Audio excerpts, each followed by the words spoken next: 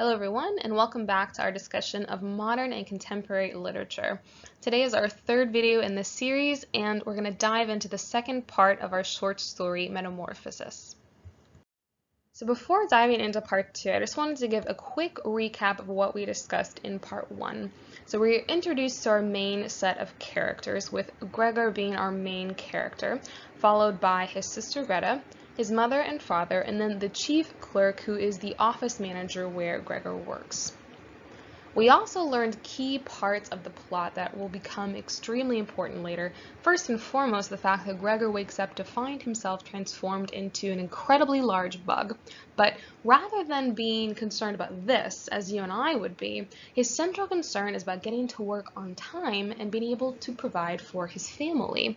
Because we find that this family has a great deal of debt to pay off, and that Gregor is the sole provider for this family. His mother, his father, and his sister basically sit at home doing things around the home rather than trying to find an income to help pay back this debt.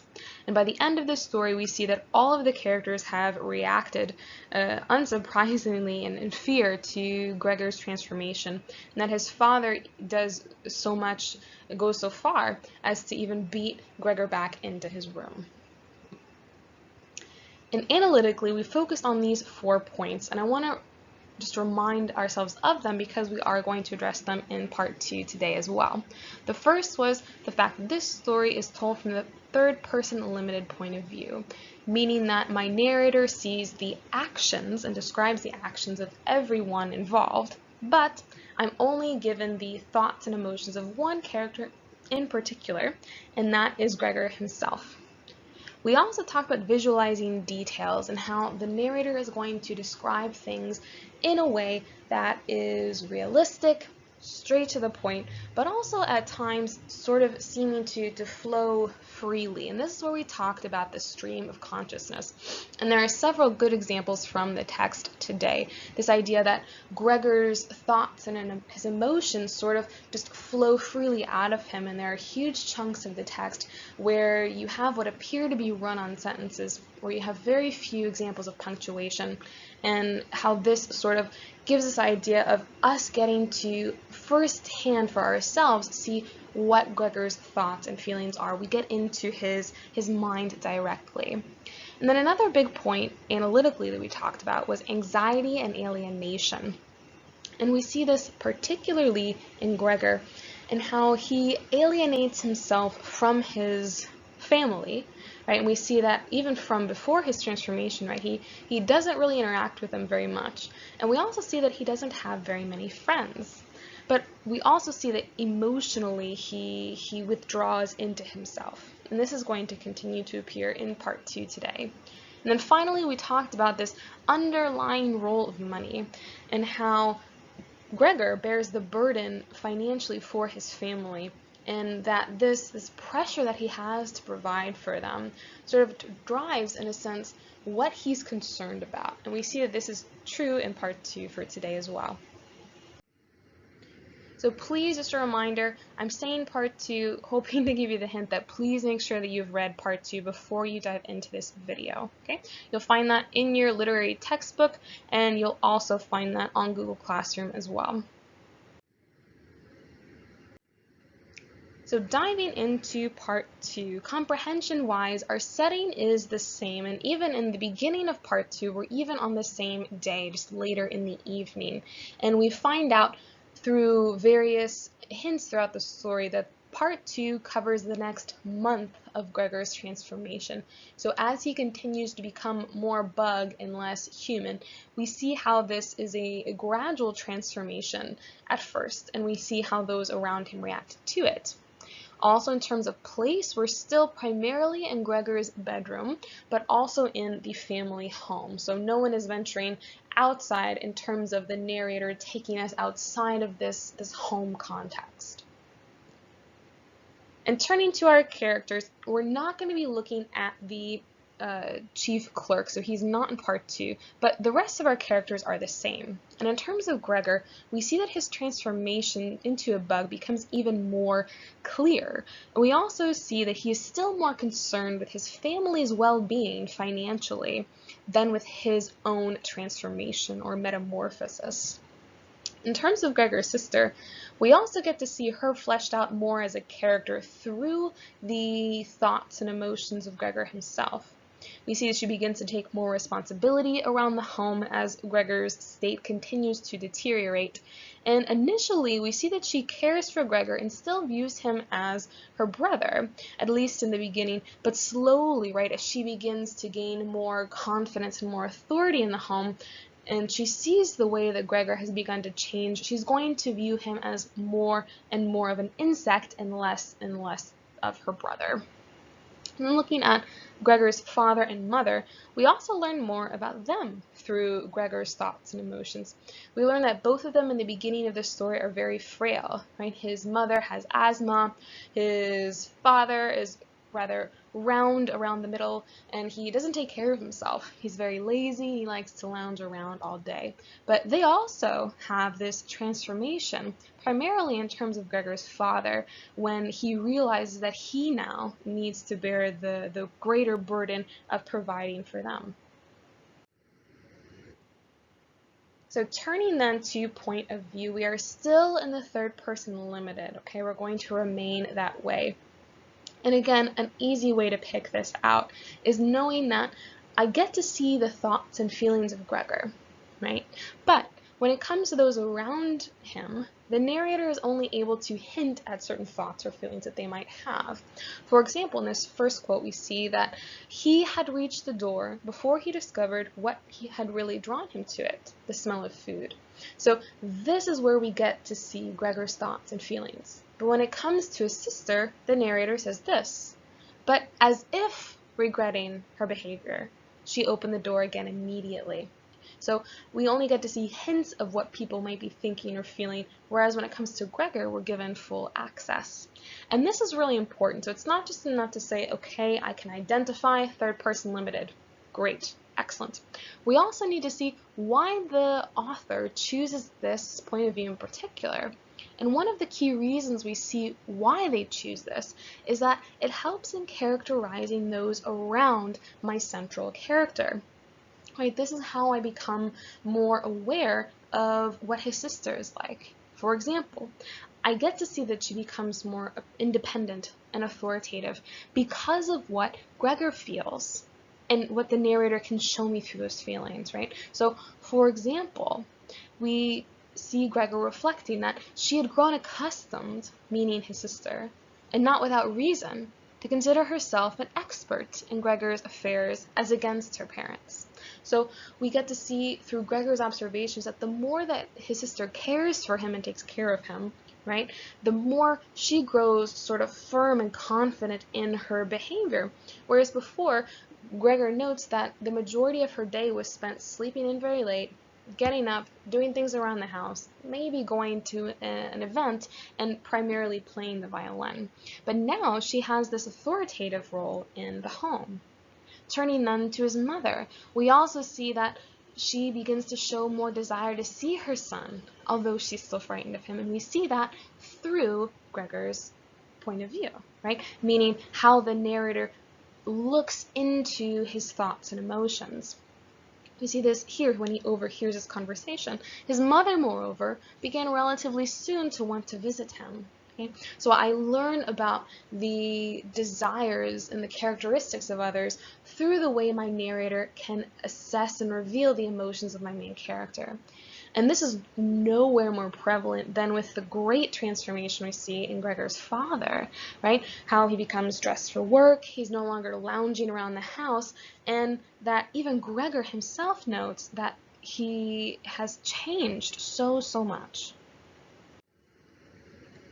We're going to then turn to visualizing details, and here we see, or continue to see, rather, that Gregor worries over the needs of his family rather than his own serious needs. And at first we see how he takes pride in the fact that he has been able to provide financially for them, and we see that in the way that he shares a story of their financial history, how they've gotten to be where they are. And that Gregor himself volunteers, he steps up to be a role of provider for the family. And that we also begin to see that when he's no longer able to fulfill that role, right, when his sister becomes more independent, when his father begins to work, he has a sense of shame, right, that as a bug, he's not able to go out and work. But this shame is not from his condition, but rather what his condition prevents him from doing. And we also get to see, too, just the depths of how much Gregor sort of bought into and relied on this role of provider, and the fact that we learn that Gregor could have quit this job that he hated much, much sooner, right? Had his father not been taking everything that Gregor had given, which was more than the home actually needed. So Gregor is giving them this large paycheck, right? Thinking that the home needs all of it to cover their needs, when in fact Gregor's father has been able to save and put money away. But rather than becoming angry or frustrated, as you and I might be, he simply says that, well, this is probably the way it was meant to be because that's the way my father wanted it. So we see that Gregor really doesn't act in terms of concern for himself, only in terms of concern for others. And we also continue to see a realistic portrayal, right, of Gregor's metamorphosis, and that he's becoming gradually less human throughout part 2.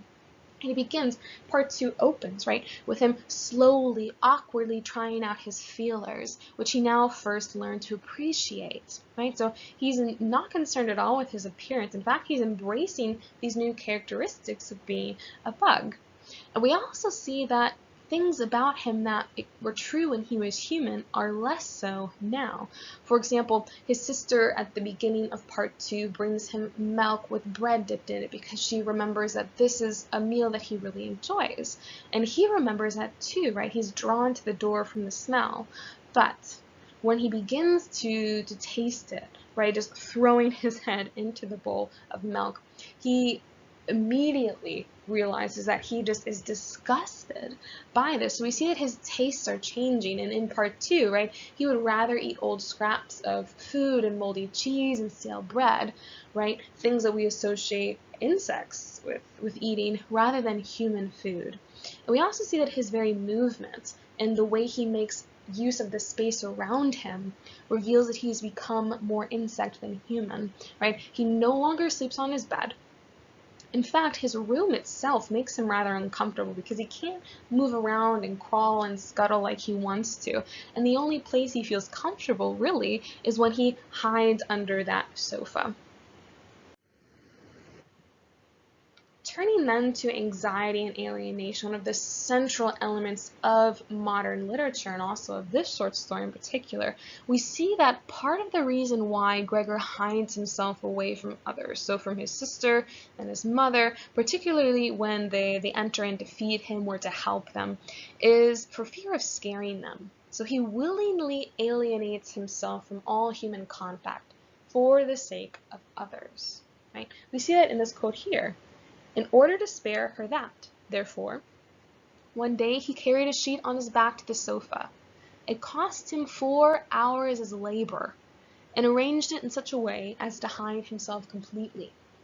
So remember, Gregor's not moving around like a human would. Moving a sheet like this would have taken no more than a few minutes, right? But here it takes him 4 hours. So he does all of that labor and struggle not to make himself more comfortable, but to hide his figure from those around him.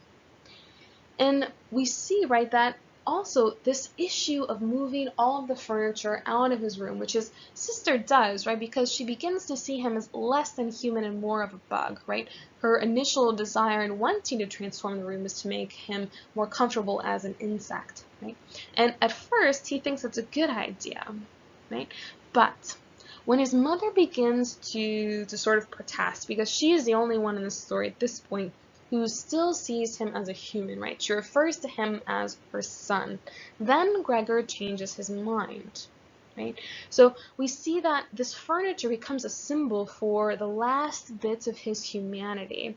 And at the words of his mother, he seeks to cling on to that part of him. And we also see that he's willing to do so violently. And when his sister begins taking out all of this furniture, he clings to that random picture on the wall in order to save it from her. And he says that he would rather fly in Greta's face than to give it up. So he's becoming very territorial, right? Something that we attribute to an animalistic behavior. Continuing in our discussion of anxiety and alienation, we see a huge cost of this alienation to Gregor, and that his family begins to have less need of him. And as a result, they treat him as less than human the more that Gregor transforms. And on the flip side, the more that Gregor transforms, the more dependent he is upon them. So we see an entire reversal of family roles here. So, for example, Gregor now relies solely on his sister for sustenance. So he has to wait every morning and then every evening for his sister to bring him food. She's the only one who does so. And we also see that his father begins to make arrangements in order to secure their financial well-being. So he quickly, almost from the end of part 1, realizes, my son is not coming back. I don't know what that is, but it's not him, so I need to do something. Right? So he has this great transformation where in the beginning of part 2, we see that he's very absent. And by the end of part 2, we find out why. That he's transformed from this lazy man who can barely get out of bed, who can barely raise his arm to say a greeting to Gregor, who's now standing up in fine shape. He's dressed to the nines, right, and all in business attire, so we can assume that he's been out and about and providing for them, so taking the role that Gregor once had. And speaking of that, we also see that in terms of just the way his parents view him. Gregor's sister has surpassed him in that. And we see this from a quote in the text. Whereas formerly they had frequently scolded her for being, as they thought, a somewhat useless daughter, right? Now they view her as someone who's independent, who's strong.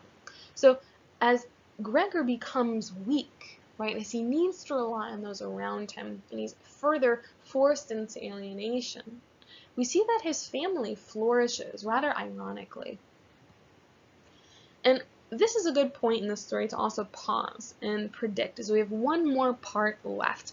And we can predict from this point, right, just as we've seen that his isolation and his continued transformation only becomes worse as the story unfolds, this is probably going to be true in part 3. And we can also predict that up until this point, there have been no signs of Gregor being able to sort of reverse his transformation, and that's probably going to be true in part 3.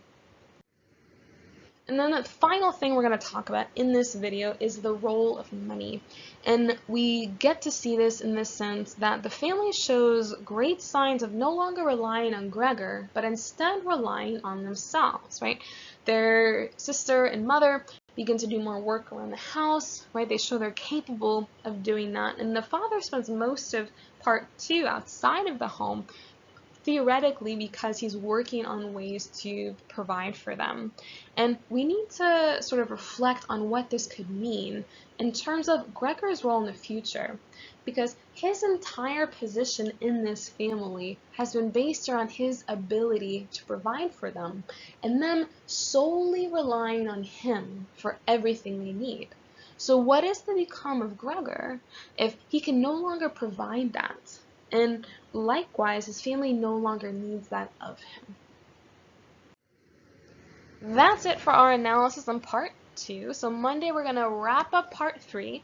We're going to analyze that together, punch out the final theme of the story before moving on to finishing The Guest, our final short story in the year and the final thing that we will be covering together.